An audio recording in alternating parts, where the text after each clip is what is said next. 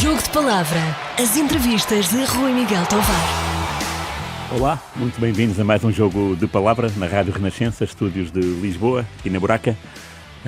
Connosco temos o bem-humorado Rui Jorge. Bem-vindo. Muito obrigado. Obrigado nós, que estamos há muito tempo atrás do Rui. Um Rui atrás do Rui e com o Rui, a produtora, Rui Glória. Somos três desta vez. Na outra cabine de som está a Lara. A primeira pergunta é uma matrícula RD 9503. Diz-te alguma coisa essa matrícula? RD 05. 9503. Provavelmente do Corsa. Do Opel Corsa. Dos meus pais, sim. É dos teus pais? Dos meus pais, emprestados para que foi o meu carro durante muito tempo. Pois. Não foi o primeiro carro comprado com o meu dinheiro. Ok. Não. É que eu vi uma reportagem da Bola no teu início de carreira. Sim. E até havia havia uma caixa sobre isso, sobre o teu carro, que era o carro mais barato do parque de estacionamento das Antas. Era um Opel Corsa, não sei de cor, que o jornal era preto e branco. Cinzento. Ok, e era dos teus pais? Era dos meus pais. E emprestavam-te para ir aos treinos? Ou... Não, passou a ser o meu carro, Okay. Porque os meus pais tinham outro carro. E como eu necessitava dele, aquele era o meu carro, mas foi comprado com o dinheiro deles. Claro. E já agora, o primeiro com o teu dinheiro, qual foi? O primeiro com o meu dinheiro foi um Honda Civic LSI Coupé. Sim. Que era da moda também, não era? Era abaixo da moda, dentro daquilo que era a nossa realidade em termos de jogadores de futebol profissionais, de um clube como o Porto, seria abaixo da moda. Mas já foi uns anos. E era de cor esse Honda assim? Preto. Preto, ok. Ainda lá está em casa, dos meus pais, sim. Okay. Sim. E havia quem se metesse contigo por teres um Opel Corsa, não? De jogadores sim, do claro, Porto. Era? claro. Isso era Todos o os dias. pão nosso de cada dia, sim. Mas nunca foi coisa que me preocupasse, de Claro, todo. Convém dizer também que eu seria dos mais mal pagos, naturalmente. Mas as prioridades sempre foram outras. Tinha a minha situação bem definida em termos de cabeça, sabia bem as minhas prioridades e o carro não era com certeza uma delas. Muito bem. Eu tive a honra de ver um jogo, de ver um gol teu ao vivo, no Jamor, ainda por cima, final da taça, um Sporting Porto, que foi resolvido nessa finalíssima, 2-1, Certo. e tu marcaste 1-0, porque até foi um dia triste para o futebol português, por tudo o que aconteceu na tribuna VIP, os Certo. adeptos a lançar as garrafas de água e mais uma Certo. série de coisas, na tua direção, porque tu estavas mesmo lá à frente, eras tu, João Pinto e Vítor Bahia, se não me engano. Sim. Um, E o Jorge? Jorge Costa. Jorge Costa. Sim. Muito bem. O que é que... Tu lembras-te desse golo e o que é que isso te transmite? Lembro-me de tudo. Lembro-me de...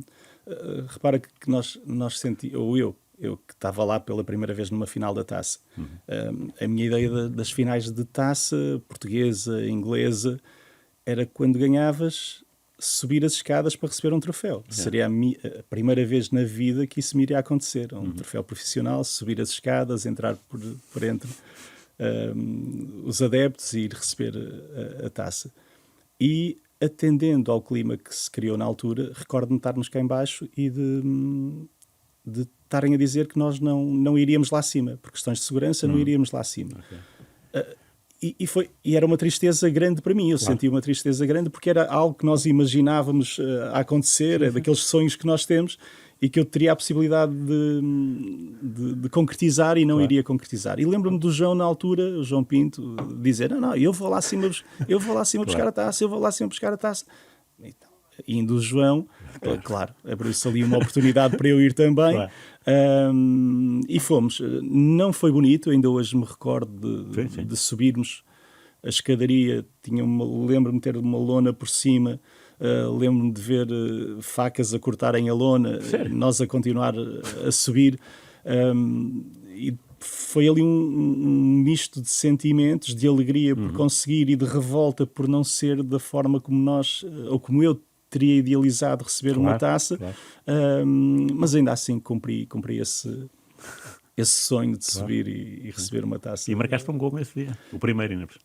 E um belo Sim, golo. marquei um golo, sim, foi um golo sim, fora da área, recordo-me também. E a bola bateu na malha lateral, Na malha não foi? lateral, na altura estava lá a toalha pendurada e a bola bateu Exatamente, na é isso toalha. mesmo. É a Aconteceu. minha imagem da bancada Certo, que tenho. sim, Sim. sim. E foi bom, foi bom. Aconteceu também uma coisa que que impactou a minha carreira também, que foi, eu recebi um cartão amarelo já no prolongamento, creio eu, ou a acabar o jogo, que me impedia de jogar o primeiro jogo da época seguinte. Ou seja, era o limite de cartões amarelos. E esse jogo que eu apanhei de castigo foi a Supertaça, que era o primeiro jogo oficial do ano a seguir, que foi contra o Benfica.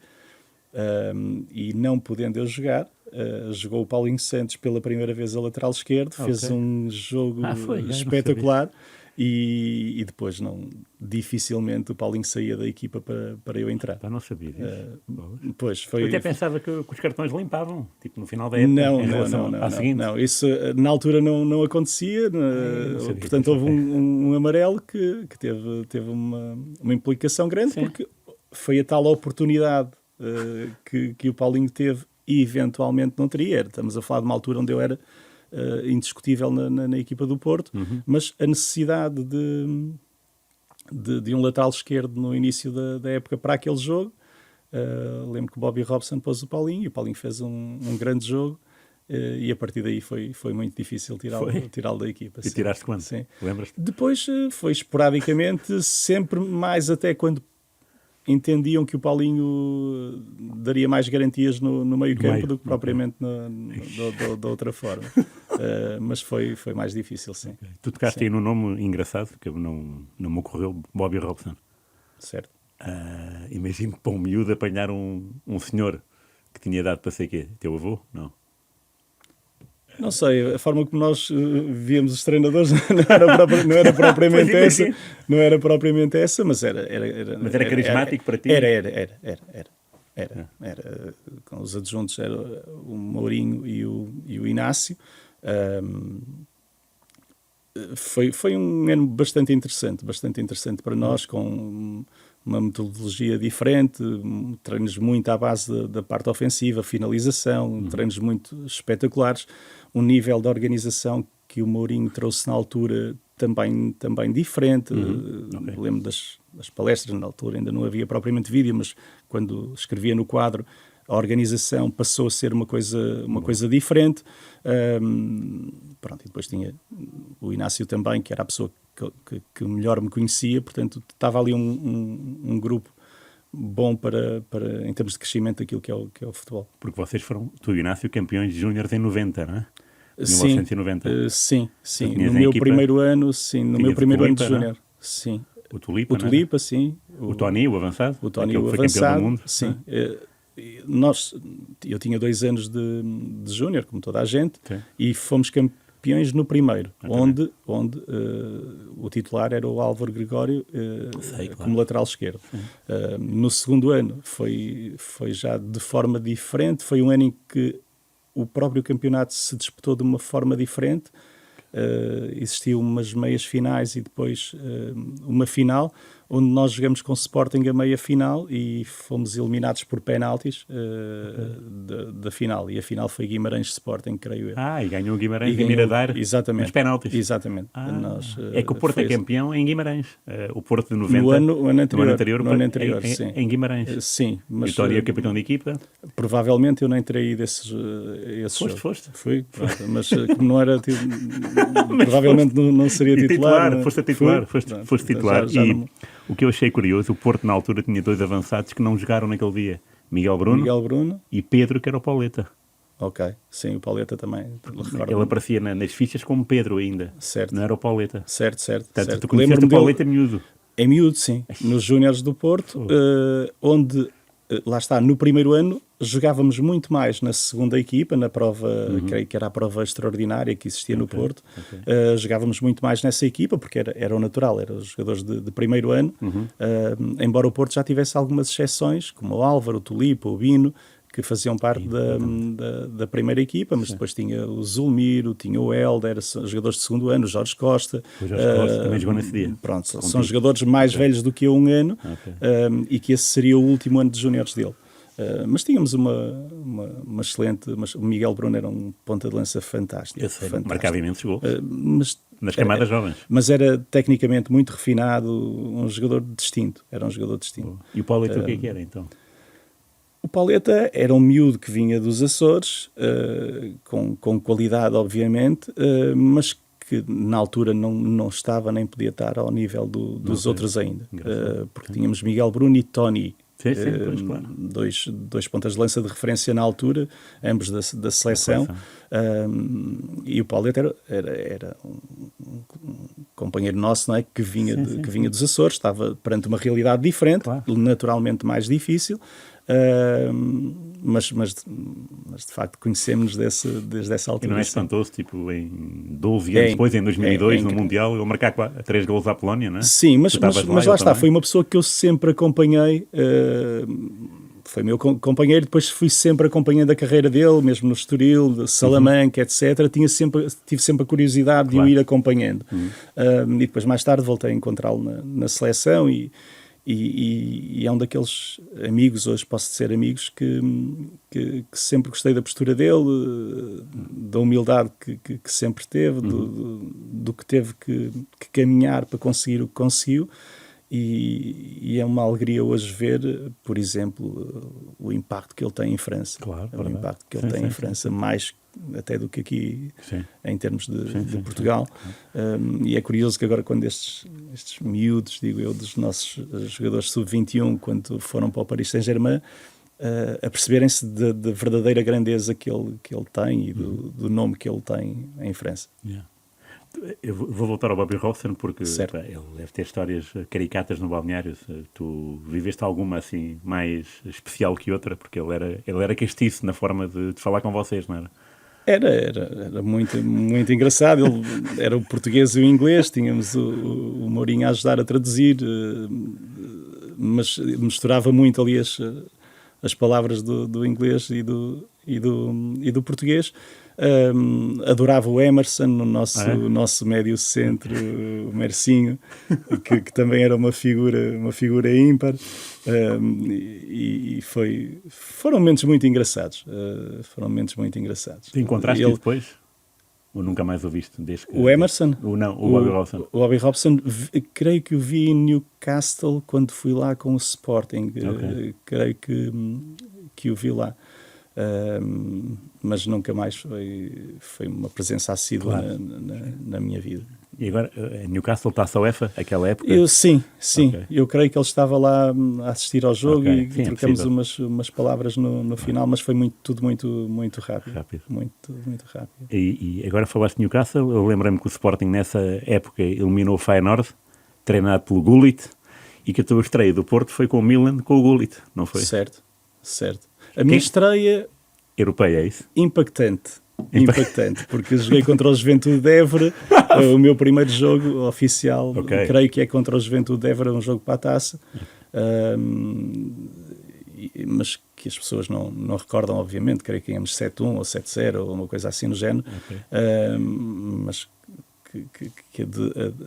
o jogo de Milan tem muito mais impacto e é de facto um daqueles jogos que toda a gente me fala. E foi onde? Portanto, nas Antas? Foi nas Antas, foi o meu primeiro jogo como titular e foi no meu primeiro ano, nos séniores do Porto, fruto daquelas circunstâncias que acontecem, e eu na altura não era a primeira escolha, não era a segunda, não era a terceira, para um jogo daqueles. Eu lembro que o Vulk era o lateral esquerdo titular, mas estava magoado. Depois tinha o Paulo Pereira, que também estaria castigado. Tinha o Bandeirinha, que estava lesionado também. Às vezes jogava o André, lateral, e também não podia jogar. Então foi mesmo uma situação de recurso. Lembro-me que foi uma situação engraçada, que o Carlos Alberto Silva ia-me pôr a jogar, e o Inácio veio falar comigo, estávamos já em estágio, e a dizer, olha, o homem quer falar contigo, vai lá acima. e estás preparado para jogar, obviamente, não, vê lá o que é que vais dizer.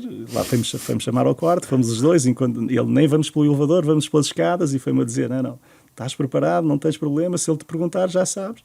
E assim foi. Quando cheguei lá, o Carlos Alberto Silva perguntou-me, menino, como é? Está preparado? Eu, claro que sim, claro que as pernas tremiam-me por todo lado, claro. Mas disse que sim, e foi um jogo que toda a gente o cataloga como muito bom jogo. Eu analisando, foi um jogo regular, mas mais uma vez a questão expectativa versus realidade. E a expectativa como estava, eu ia defrontar e uma marcação direta, um jogador que tinha sido dos melhores do mundo, ou eleito melhor do mundo, ou andava a lutar por esses prémios, a expectativa era baixa, era que fosse atrocidade eventualmente, e bastou ser um jogo equilibrado e ter feito um jogo razoável para ser impactante para as pessoas. E de facto foi... Mas assustou-te ver o Gullit ao vivo? Como? Assustou-te ver o Gullit ao vivo por ser... Não, era o Gullit, era o Rijkaard, era uma equipa, era o Milan dos bons velhos tempos, com grandes jogadores, eram os 3 holandeses. O Van Basten na altura teve o problema, penso que no calcanhar não jogou, mas o Jean-Pierre Papin, que acaba por fazer o golo.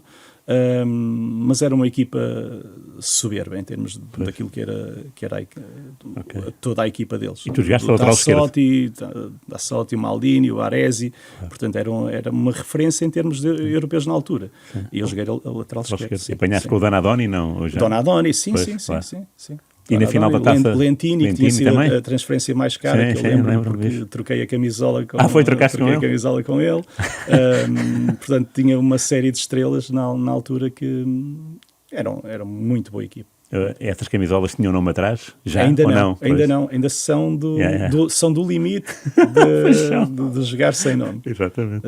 Aliás, na minha coleção de camisolas tenho algumas dos meus primeiro, segundo ano, creio eu, que ainda não tinham nome, embora eu saiba bem de quem claro, sabe. Obviamente.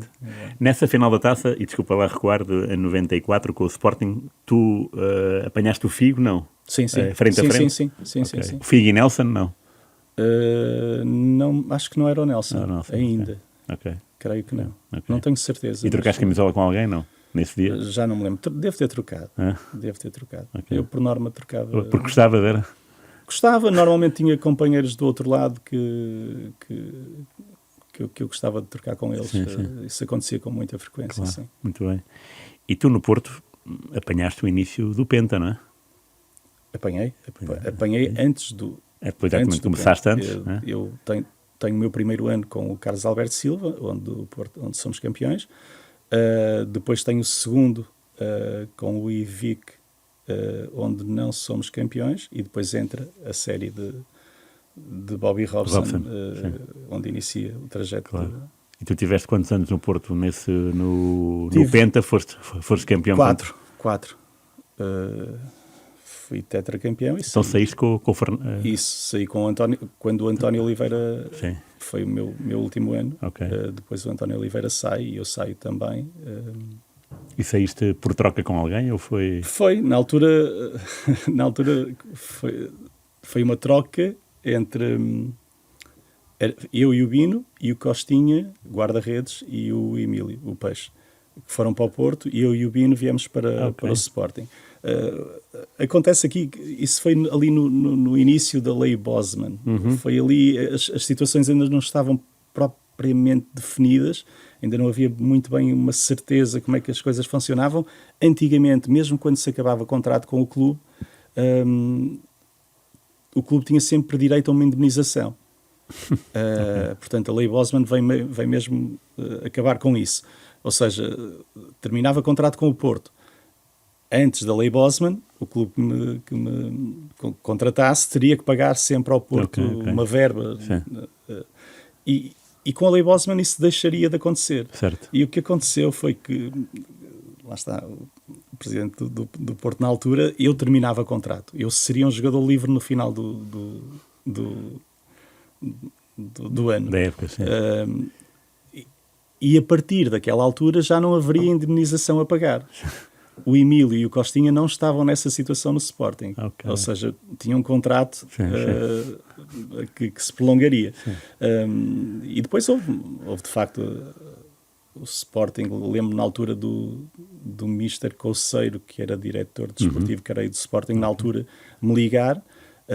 Isto ainda, a época estava a decorrer, e eu disse-lhe, não falo de absolutamente nada agora, falarei no final, se vocês quiserem, no final falarei, enquanto matematicamente o Porto não for campeão, porque nós estávamos na frente do campeonato já com uma grande distância, não falarei de absolutamente nada. E o Mister Conselho, mas nós temos autorização do Porto. Eu, sim, mas eu não o faço. Eu não o faço. Só quando a situação estiver resolvida, porque depois as informações podiam ser mal passadas. Sim. E haveria ali algo a explicar que no fundo nada teria a ver comigo e que eu poderia pagar por elas. Então decidi assim e no final aconteceu essa... Chegamos a acordo. Houve uma situação que me fez sair do Porto, isto contando muito rapidamente. Há um grupo grande de jogadores do Porto mais ou menos da mesma geração. Quando eu apareço no Porto nessa altura, tem a geração de Vítor Bahia, Jorge Couto, Fernando Couto, Domingos, etc., que é uma geração. Sim. E depois vem outra mais nova, onde é o Jorge Costa, eu, secretário, Folha, etc. Okay. Bino, Tulipa. Acontece que, numa primeira fase, eu sou o primeiro desta geração a ser titular indiscutível do Porto. Okay. Eu sou o primeiro a conseguir esse estatuto. E à altura da renovação de contrato. E eu, quando vou para renovar, peço um valor e eles dizem, não te vamos dar isto, vamos-te dar isto porque demos isto ao Folha, ao secretário, não sei o quê, e nós queremos ter os jogadores dentro do mesmo... São jogadores da mesma geração, queremos ter jogadores. Fez-me sentido. Apesar de eu ser o único que jogava na altura, fez-me sentido aquela linha de raciocínio. E sim, senhor, aceitei o valor que eles estavam a propor. Anos mais tarde, na renovação, que é um ano antes de eu sair, há alguns deles já estão a jogar na seleção A portuguesa e eu não estou, ou seja, já tinha jogado, mas não me estava a afirmar como os outros na seleção principal. E quando sou chamado para renovar, e nós, jogadores, o bom relacionamento, falamos de tudo, inclusive claro. Dos ordenados, e eu sabia quanto é que eles tinham renovado, sabia o valor. E quando me chamam para renovar com o Porto, oferecem-me um valor inferior àqueles que estavam a oferecer a eles. Ligeiramente inferior, não era muito inferior. E não me fez sentido. Ok, Pronto. claro. E a partir daí, houve ali uma situação que passou para outro patamar, claro. do presidente falar comigo, mas não, quanto é que tu queres para renovar? Eu dizer, vocês sabem quanto é que eu quero para renovar, não preciso dizer um valor, vocês sabem qual é, sabem o que é que se passou, não, mas dá um número, não vou dar número nenhum, e a situação não passou daí. Okay. Portanto, a partir desse momento, eu percebi que iria tomar outro caminho na minha carreira. E que caminho, porque tu nasces em Vila Nova de Gaia e vives o tempo todo no Porto, tens ali uma época no Rio Ave, que é muito perto do Porto, portanto... Certo. Não foi essa mudança foi mesmo... Foi a grande.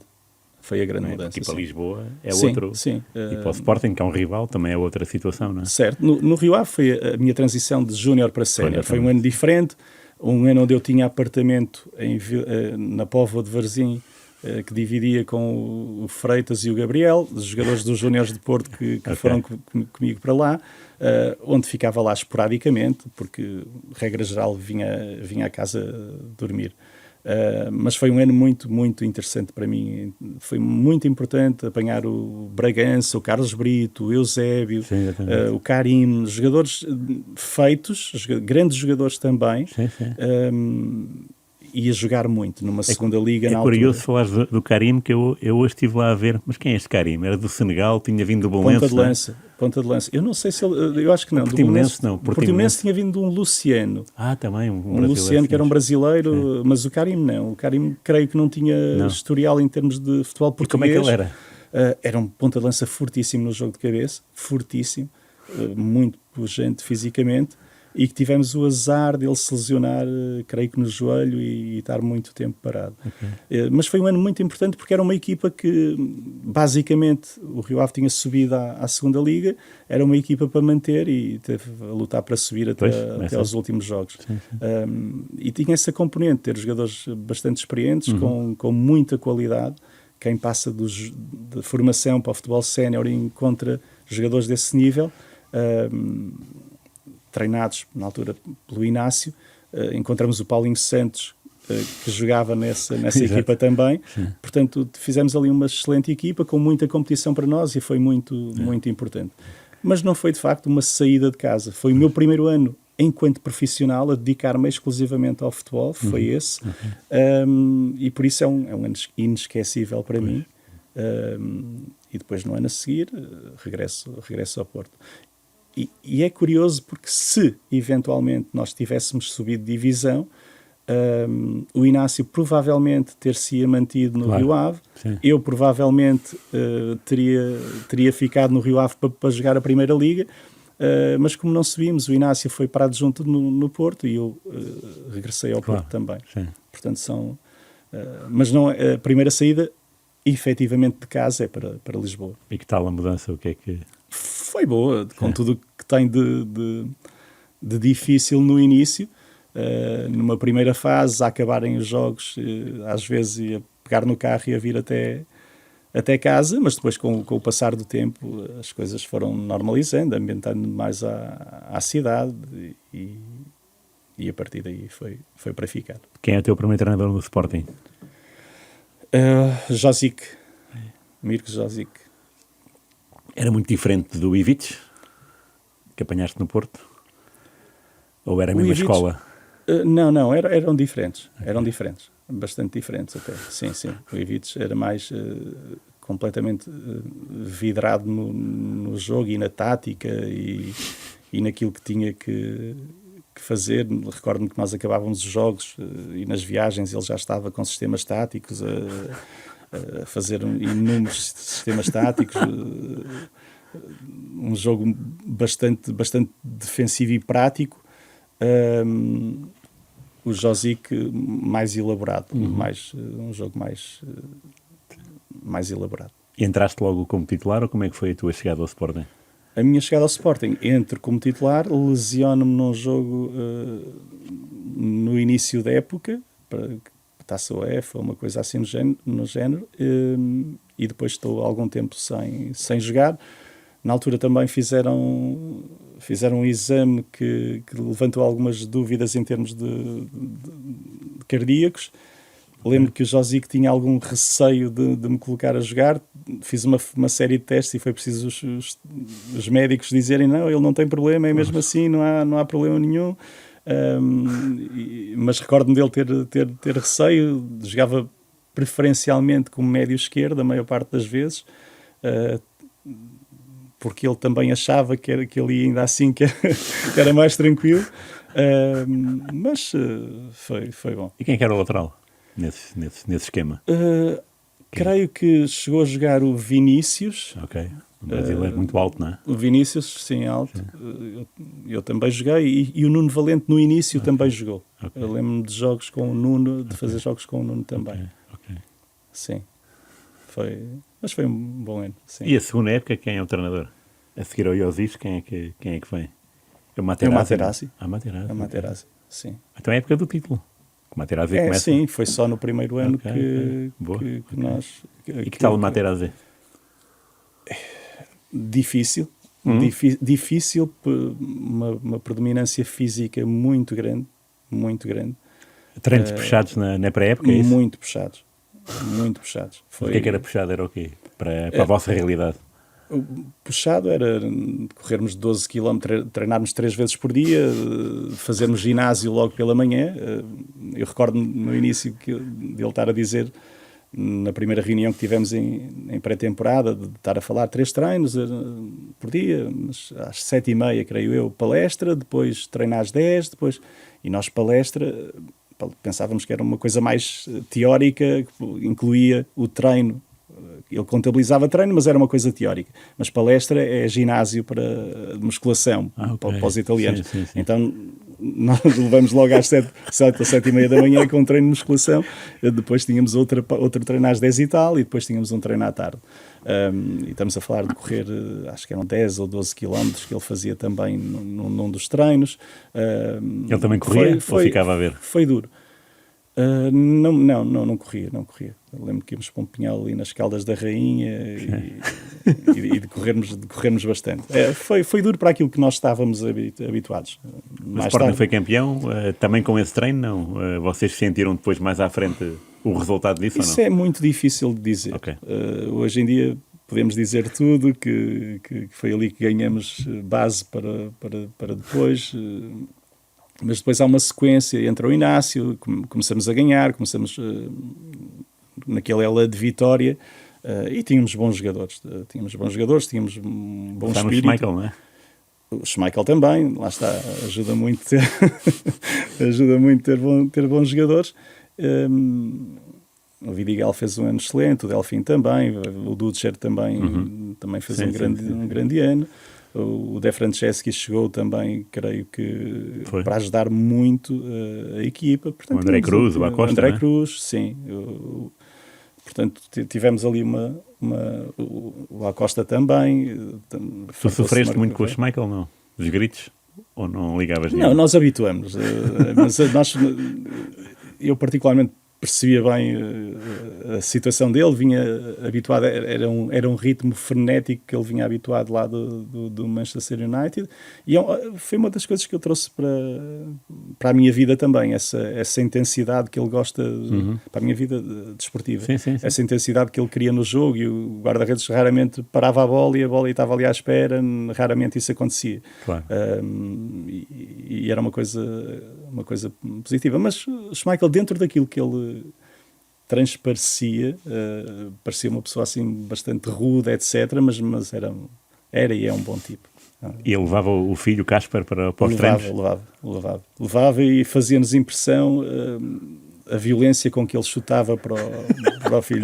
Nós brincávamos todos com ele e íamos fazendo aqueles remates à baliza lentos para o miúdo defender, e ele dava-lhe com cada bolada daquelas mesmo fortes, que não nos fazia sentido, mas era assim que ele fazia, e pronto, e mais tarde o Casper veio, ele ainda joga, não é? Ainda joga. Mas é de facto curioso que ele ia para lá, e a vontade com que o miúdo estava ali, e a forma diferente como ele encarava aquilo. A época seguinte que és campeão é 2001, 2002, aí já tem o João Vieira Pinto, aí já é o Boloni. O João Vieira Pinto esteve nesse lugar em junho, há 3 meses, e falou a propósito dos gols de cabeça que tinha muita pena de não usufruir dos teus cruzamentos totalmente, porque ele, os cruzamentos da esquerda, a cabeça não lhe dava tão bem. Tu confirmas? Não diria isso, mas se ele diz, claro. é porque com certeza tem isso na memória, não é? Mas eu não teria ideia que ele cabeceasse melhor de um lado do que do outro. Sei que o João era muito forte de cabeça, tinha um poder grande de impulsão, um tempo de salto e uma inteligência de jogo muito grande. Sim. Muito grande. Mas o João era em tudo. Era não só no jogo de cabeça, nas desmarcações, a forma como deixava correr a bola, a forma como rodava para o jogo. É para mim ainda hoje uma das referências de sempre em Portugal a fazê-lo, e sempre que vejo um jogador com essa característica, normalmente esses jogadores são raros. Essa capacidade de virar para o jogo, de saber o que está atrás, para que lado virar, quando virar, a velocidade com que o conseguem fazer, é uma coisa muito, muito valiosa para mim nos jogadores. Encontraste quem, por exemplo? Viste isso O Rafa é um bom exemplo nesse aspecto. Acho que é um jogador que tem essa capacidade.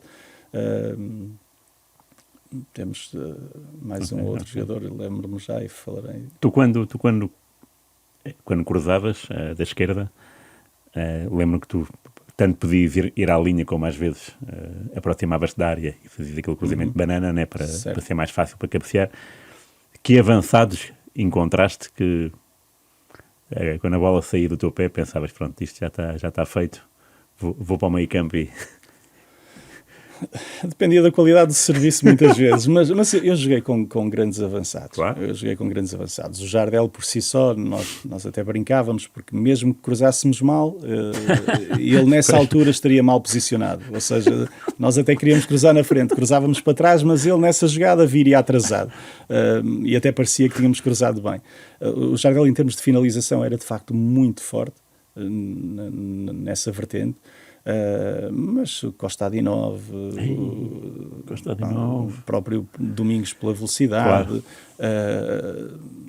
O Jordanov também finalizava bem, o Nikolai, o Mielkarski, que para mim teria sido dos grandes pontas de lança a passar pelo futebol português.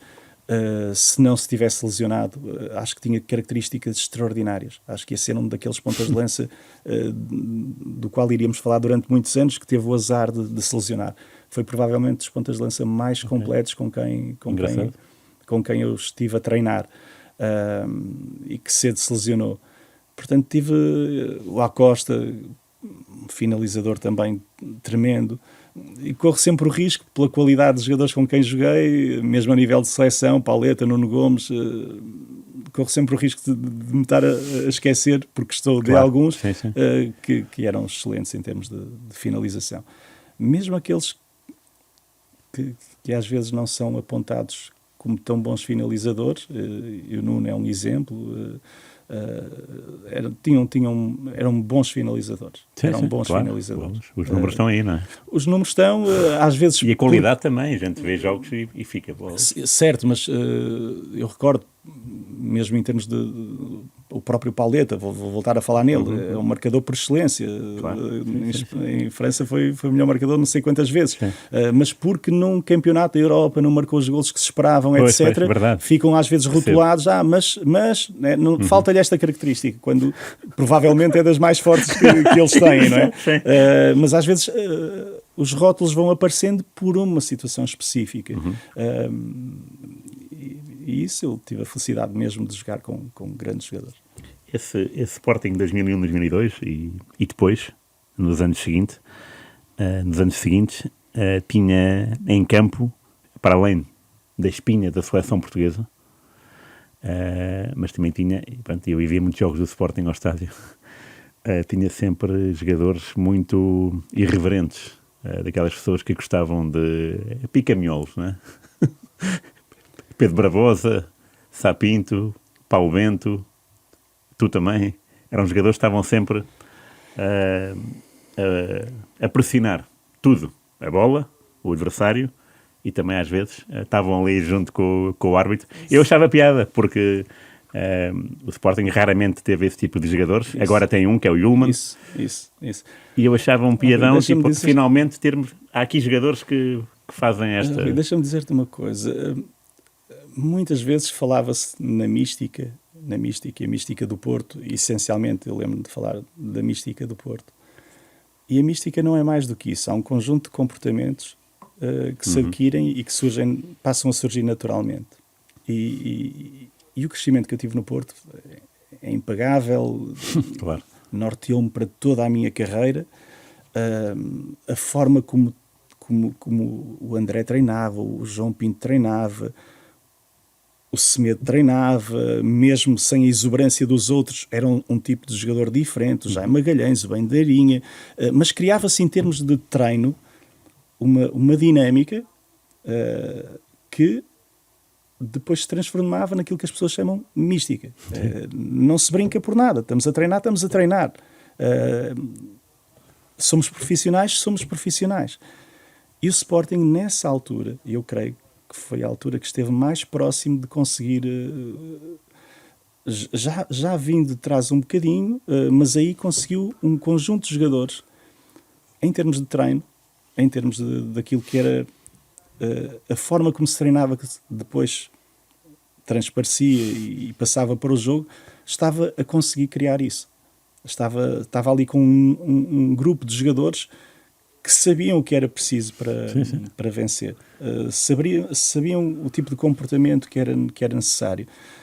Eu lembro-me que foi um choque grande no meu primeiro ano de Sporting. A forma como se treinava de um lado e a forma como se treinava do outro. Sim. Foi um choque muito grande. Muito grande. Mesmo algumas atitudes, comportamentos de alguns jogadores em treino e a chegarem para treinar e se calhar o espírito não era o melhor. Eu não conhecia essa realidade. E isso criou-me ali alguma estranheza. E as coisas foram evoluindo. E chegou a um ponto, esse ponto, onde tu pensas, isto é mística. Exato. Embora não seja considerado pelas pessoas como tal, é isto que a mística começa-se a construir assim. E de facto, essas são algumas das características, o estar em constante alerta. Eu tentei, dentro da minha carreira, ser um bocadinho mais moderado do que aquilo que era o João Pinto. Eu lembro-me de estarmos a fazer peladas atrás de uma baliza e eu falhar um golo e ele, miúdo, faz golo, caramba. E eu, faz golo, estava ao João. Tantas vezes ele dizia isto que eu ia ter com ele, João, mas tu achas que eu não quero fazer golo? Faz golo. Eu quero fazer golo. E a explicação é, faz golo, caramba. E acabava. A explicação era aquela. E ele não saía dali. Como se eu quisesse, de alguma forma... Pronto. E eu tentei ser um bocadinho mais racional durante a parte que me tocava. Mas ainda assim, o princípio de não facilitar, o princípio do nosso lugar estar sempre em causa, nunca o abandonei. Claro. E eu acho que ainda hoje, como treinador, não o consigo abandonar. Ok. Boa. Mas eram de facto jogadores algo... Atenção, e aqui é importante referir, dos nomes que falaste, nenhum deles era mal educado para com os árbitros. Okay. E muitas vezes fomos penalizados, se calhar pela incapacidade deles de lidar com algumas coisas que eram ditas, mas que não eram de forma alguma insultos. Discordâncias, um facto, mas penalizados injustamente. Ok, muito bem. Há bocado falámos da aventura europeia da Taça UEFA. Chegaste à final o Sporting chegou à final da Taça UEFA. Qual é que era o espírito nesse dia, depois do Sporting ter perdido com o Benfica na Luz com o gol do Luizão? Certo. Era um jogo diferente. Mais um daqueles jogos que, enquanto pequenos, ou quando começamos a carreira, sonhamos disputar uma final europeia. Sim. Para mim foi particularmente triste, porque não fui a opção inicial, sendo que tinha sido durante todo o apuramento. E foi um momento marcante enquanto jogador, mesmo a forma como foi transmitido, como foi algo que sempre pesou naquilo que... Mas porquê? O que é que não aconteceu? Faço ideia, ainda hoje Mas foi não... no dia, foi na véspera? Normalmente era na véspera que nós sabíamos a equipa e o José Peseiro nessa altura disse no próprio dia de manhã. Okay. Lembro-me bem que estávamos no campo e ele deu a novidade, porque de facto foi uma novidade para mim, chocante, mas foi uma novidade. Recordo-me que na altura eu, o Polga e o Custódio fomos 3 elementos que jogávamos sempre e que ele optou por não colocar de início. Recordo-me dele o dizer e a reação do Polga ter sido intempestiva. A minha não foi e também não deixei que a do Custódio fosse... embora gostasse muito. E o Custódio eventualmente também não seria, mas lembro-me de ter uma palavra com ele a dizer calma, tranquilo, e mantivemos obviamente um comportamento profissional como tem que ser, embora gostasse muito. Okay. E como foi viver do banco aquela... Foi mau não poder participar, foi mau estar próximo de conseguir um título europeu e não o conseguir,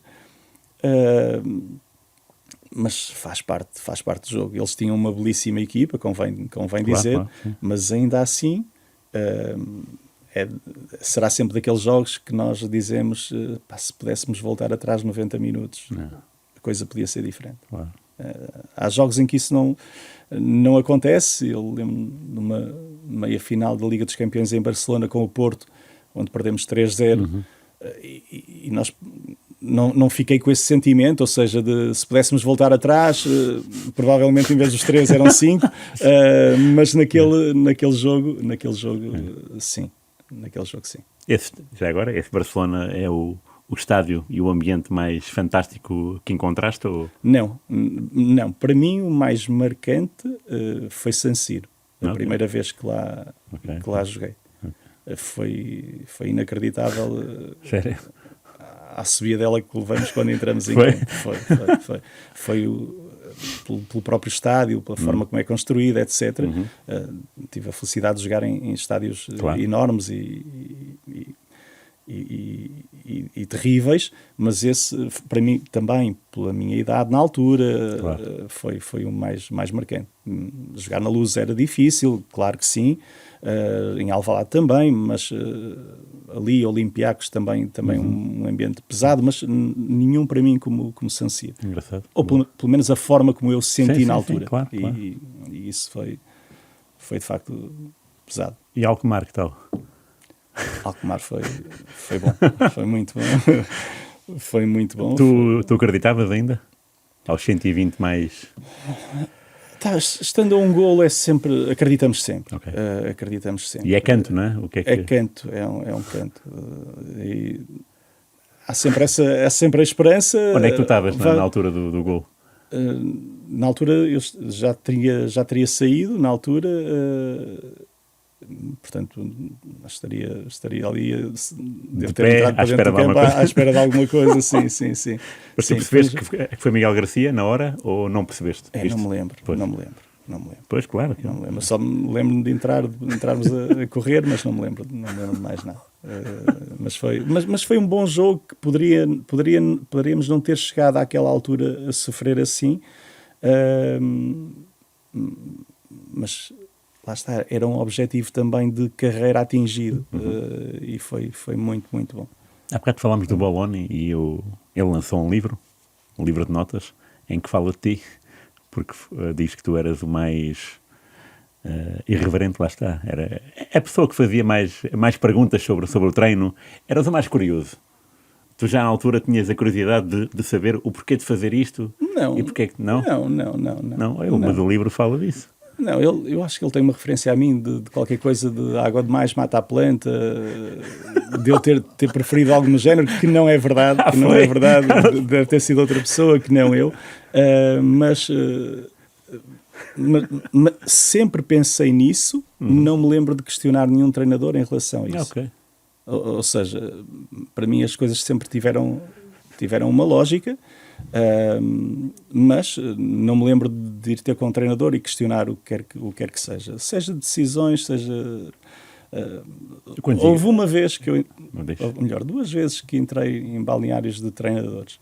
A primeira foi com o António Oliveira no meu último ano de Porto, porque depois daquela situação que eu falei da renovação de contrato, eu percebi ali que a coisa não ia correr bem a partir desse momento.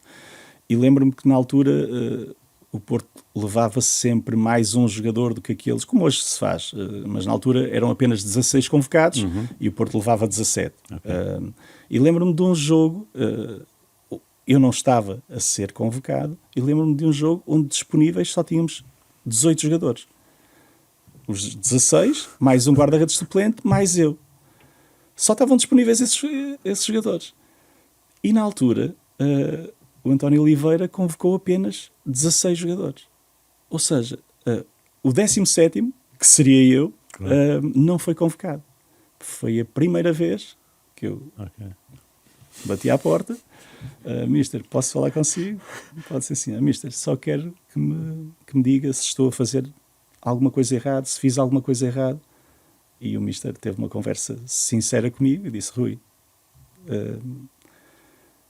não estás a fazer absolutamente nada de errado, és um exemplo em termos de não sabes o que me custa, etc, mas passa-se isto, isto e isto.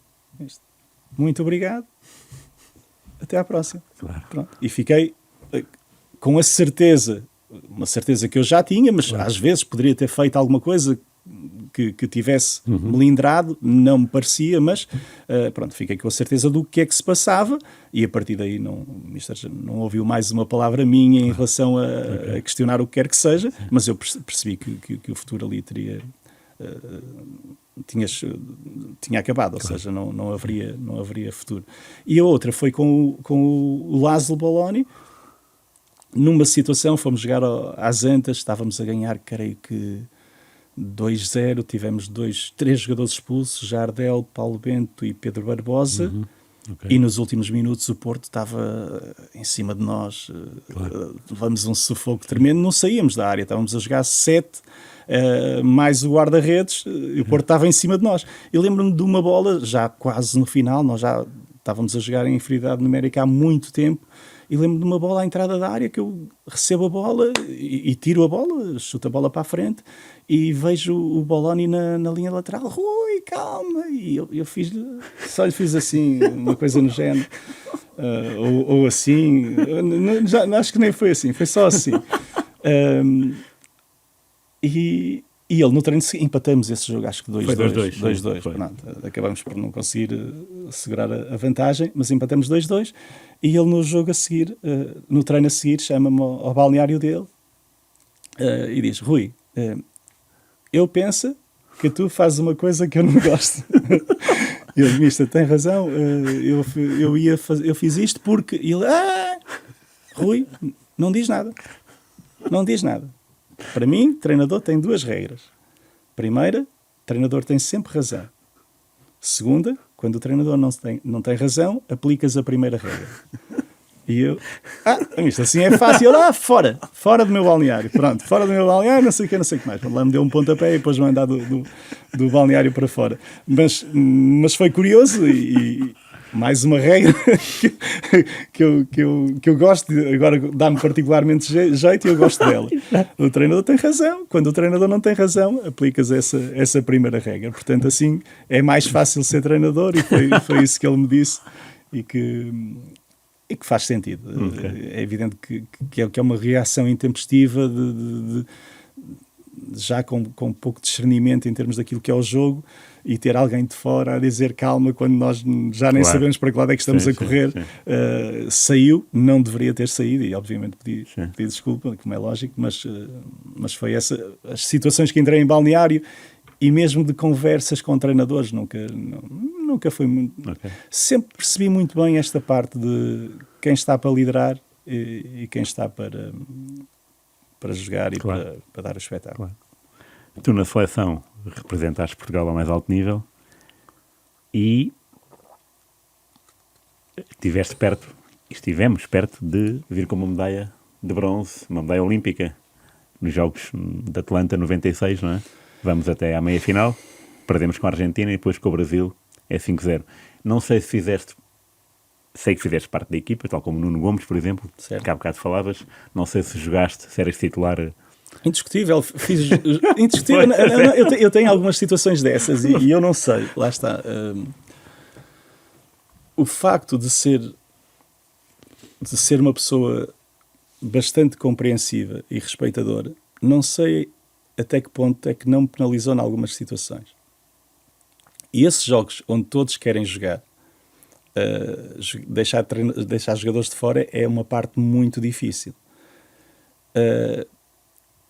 E não sei até que ponto, quando os treinadores têm que tomar, alguns treinadores têm que tomar esse tipo de decisões, optam por aquela que pode dar menos problemas extra-futebol. Percebo, sim.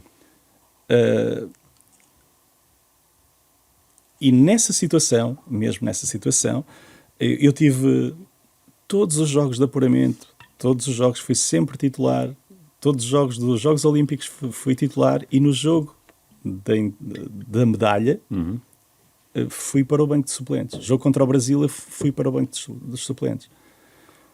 Não joguei de início, na altura o Mister Nel Vingada. Grave para mim foi na altura estar no quarto do hotel e recebi uma chamada a dizer, então não vais jogar e não sei o quê. E eu não vou jogar. Mas porquê que estás está a dar na televisão a dizer que tu não vais jogar? E eu, não me estava a fazer sentido estarem a dar uma informação que eu não a tinha, nem nada fazia prever que ia acontecer. Quando vamos para a palestra, para o jogo, de facto eu não vou jogar. Ou seja, era a primeira vez que eu não iria jogar. Fiquei muito aborrecido por essa situação. Fiquei também aborrecido porque foi um jogo que estávamos a perder 4-0 ao intervalo e o Mister mete-me a jogar, ou seja... mas mais uma vez, estamos a perder 4-0, meteu-me com 4-0 contra o Brasil com uma equipa fabulosa, Bebeto e Ronaldo. Rivaldo, creio eu, tinham mesmo, levaram, como o Brasil costuma fazer, para os Mundiais, para os Jogos Olímpicos, leva sempre uma grande equipa. Não havia dúvida que a nossa seleção portuguesa, comparada com a Argentina da altura, que levaram os 3 jogadores acima da idade, jogadores de referência, a nossa equipa não era propriamente uma equipa como a deles. Lembro, nós, acima da idade, levamos o Paulo Alves, o Rui Bento e o Capucho, não? O Capucho. Foram os 3 jogadores acima da idade que foram connosco. E que fizemos uns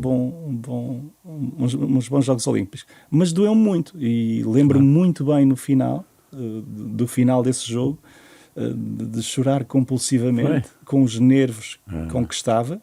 Acabamos por perder 5-0, com os nervos de tudo acumulado,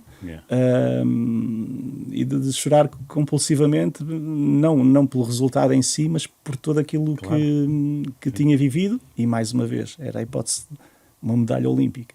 É daquelas coisas, ainda antes de ser jogador, já sonhava como mumiúdo. Os Jogos Olímpicos são uma referência para mim, amante do desporto, de uma forma geral, e os Jogos Olímpicos são uma referência. E estava um jogo de poder conquistar uma medalha, e não o conseguimos. Curiosamente, exatamente 20 anos depois, regressas aos Jogos Olímpicos como treinador, como selecionador, no Brasil, não é? Certo. 2016, não é? Sim, isso. E que sensação é que te dá... participaste em 2 Jogos Olímpicos, um como jogador, outro como treinador?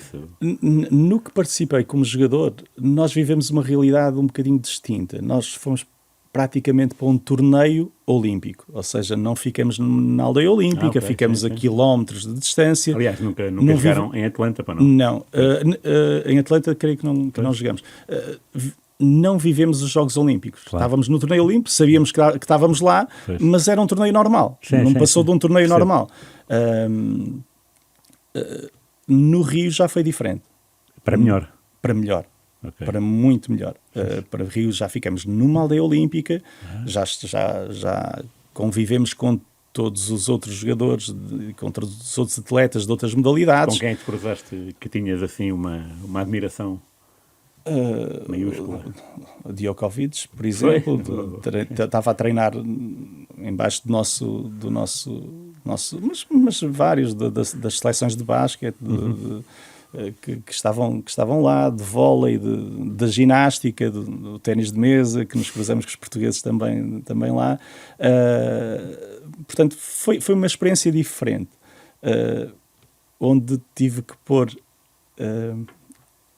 um bocadinho aquela... Eu falei do sonho de miúdo, e o sonho de miúdo, quando representamos Portugal nos Jogos Olímpicos, aquela volta olímpica, como imaginei subir uma tribuna para receber uma taça, aquela volta olímpica, eventualmente nem era um sonho, nem me passava pela cabeça conseguir isso um dia. Mas tinha como treinador a oportunidade de o fazer, porque era na véspera do nosso jogo. Debati-me com um problema que era, eu posso ir. Não é por isso que eu, por estar em pé 3 ou 4 horas, que amanhã o meu rendimento vai ser inferior. Mas os jogadores não podem. E fiquei ali entre o que um líder de grupo deve fazer e a minha ambição, o meu desejo pessoal pode fazer. Percebo. Pronto, então não me custou muito a tomar a decisão, porque lá está, a parte para mim de grupo é uma coisa muito, muito importante, e acabei por não ir à inauguração dos Jogos Olímpicos e ficar com a equipa. Eu sei que era um momento que dificilmente teria oportunidade de repetir, provavelmente uma situação única na vida, mas a outra parte pesou mais. Fixe. A outra parte pesou mais. Bom. Estava à espera desse final, ainda bem. Estavas a contar a história e eu não sabia onde é que era. Mas... Eu estive do outro lado. Eu estive do lado dos jogadores. E sei que isso são coisas que se sentem. Que se sentem. Sim. Não é que para eles fosse mau eu ir, não. Mas é bom eu ficar. Sim, percebo. Mas é bom eu ficar. Para além dos Jogos Olímpicos, 5 campeonatos europeus de sub-21, não é? Acho que são 5. Sim, acho que sim. Acho que sim. Eu lembro-me fases finais. Perfeitamente. Eu lembro-me perfeitamente daquele perdido nos penaltis com a Suécia. É o William e depois o Lindelof até que marca o penalti decisivo, não é? Acho que é o Lindelof que depois joga no Benfica. Não me lembro quem marcou o decisivo deles. Lembro dos nossos lembro-me, sim. É a última pergunta, tem a ver com esse ciclo que agora se fechou contigo. O que é que tu levas disto tudo? Tu querias sempre ser... Tu gostavas do treino, de ser treinador quando eras jogador, não é? E de repente chegas a uma situação em que és selecionador nacional, chegas a 5 fases finais de europeu, levas a equipa, o nosso país aos Jogos Olímpicos. O que é que tu levas disto tudo? Dos jogadores todos que apanhaste? Levo isso, levo todas estas vivências, todos estes momentos que são impagáveis, são de facto são momentos que eu jamais me esquecerei e tenho milhares deles que me recordo da zona, o momento, a carga emocional com que estaria. Lembro-me de tanto ao longo deste trajeto, de palavras com os jogadores, de conversas com os jogadores, de atitudes que tivemos que tomar, caminhos que tivemos que seguir, e acho que fica um legado de comportamentos de toda uma geração, de todas umas gerações, não apenas mas de várias, claro, de comportamentos uniformes e que eu acho que sempre dignificaram o país. E eu disse isso a todos os jogadores desde sempre, desde o primeiro minuto. Que essa era a nossa grande missão. Claro. E eu acho que foi. Claro que os resultados importam, claro que sim, e nós tivemos bons resultados. Às vezes não se valoriza da forma que eu acho que se deveria valorizar, mas com o tempo vai-se perceber que é difícil atingir o que foi atingido. Aliás, a história mostra isso, não é? A história mostra que não é fácil. Mas acho que fica todos esses momentos, fica toda essa paixão que eu coloquei no que fazia e a forma como eles todos me retribuíram. Claro. E como hoje consigo, com todos eles, posso dizê-lo, ter uma relação de confiança e de proximidade. O europeu, esse perdido nos penaltis, é meia-final a 5-0 à Alemanha, não é? Sim. Mas não é um jogo para 5-0. É tal avaliação que nós devemos fazer e que às vezes as pessoas entendem de uma forma errada. É um jogo 5-0, fizemos um excelente jogo, mas poderia ter sido diferente. É um resultado demasiado dilatado para aquilo que foi o jogo. Mas é verdade. Mas cabe-nos a nós, treinadores, analisar da forma correta. E a forma correta é, de facto, estivemos muito bem, não para estes números, mas estivemos bem, merecemos ganhar, vamos continuar o nosso caminho. Claro. Vamos continuar o nosso caminho. Da mesma forma que uma derrota também não nos deve... Claro, de acordo. Sim. Avaliando o jogo, também não nos deve, por si só, a derrota, dizer que está tudo mal. Não. Mas foi, de facto, um grande jogo. Ganhar 5-0 à Alemanha não é com certeza todos os dias. Não. Tinha ganho uma vez 3 e também foi... Foi no Europeu 2000, é? Foi no Europeu 2000. E também foi um jogo que também não... Claro. O 3-0 também não é o resultado. Não, nada, claro. Pronto. Sim. Engraçado, sim. Só mais uma. O William, quando falha, tu sentes necessidade de falar com ele? Sentes necessidade de dar espaço? O que é que, Eu adoro, o que é que se passou na tua cabeça? adoro o William, para mim, é um dos jogadores de referência que eu tive em termos de seleção. Foi dos jogadores que mais me marcou enquanto jogador de qualidade. E que, porventura, eu não teria a mesma ideia, ou melhor, não teria a verdadeira ideia dele quando o chamei. Obviamente gostava dele, por isso o chamei, mas superou muito aquilo que eu achava da qualidade dele enquanto jogador. E na altura, para mim é uma coisa normal, só falha quem marca, Claro. portanto, ele foi estipulado que marcaria, tentou marcar, nunca deixaria para mim de ser uma referência da equipa, um jogador fenomenal. Aconteceu falhar. No final, com certeza, que lhe dei o abraço, mas siga a vida, siga a vida. É mesmo assim, o futebol é importante, mas tem o seu espaço. Claro. Tem o seu espaço. E o espaço é este, neste O momento. espaço neste momento é este. Muito obrigado por tudo. Nada. Senhoras e senhores, Rui Jorge. Para a semana a mais, rr.pt, YouTube, Spotify. Muito obrigado. Abraço.